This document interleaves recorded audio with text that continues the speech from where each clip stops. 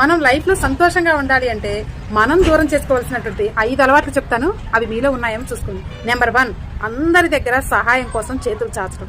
దీనివల్ల వాళ్ళు సహాయం చేయకపోగా మీరు చులకనైపోతూ ఉంటారు. ఇక నెంబర్ 2, జీవితంలో మార్పులు సహజం. ఇలా వచ్చిన మార్పులకు మీరు భయపడుతూ ఉన్నారనుకోండి, ముందుకు సాగలేరు. ఇక నెంబర్ 3, గతంలో మిగిల్చినటువంటి చేదు జ్ఞాపకాలని మనం రిపీట్ చేస్తూ మనం ఇక్కడే ఆగిపోవటం. మనం ఇక్కడే అయిపోతే ఫ్యూచర్ ఉండదు. కాబట్టి గతంలో మిగిలిచ్చినటువంటి చేదు జ్ఞాపకాలను వదిలేయండి. ప్రస్తుతంలో జీవించండి.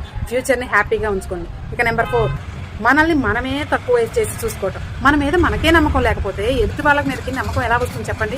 కాబట్టి మిమ్మల్ని మీరు గట్టిగా స్ట్రాంగ్గా నమ్మండి, కాన్ఫిడెంట్గా ఉండండి. అప్పుడే అవతల వాళ్ళకు కూడా మీ మీద నమ్మకం కలుగుతుంది. ఇక నెంబర్ 5, చిన్న చిన్న విషయాలకు కూడా అతిగా ఓవర్ థింకింగ్ చేయటం. ఓవర్గా ఆలోచించడం వల్ల సమస్యలకు పరిష్కారం దొరుకుతుంది అంటే అందరూ చక్కగా కూర్చొని ఆలోచించవచ్చు కదా. దానివల్ల పరిష్కారం దొరకపోగా మనం ఉన్న చోటే ఆగిపోతాం.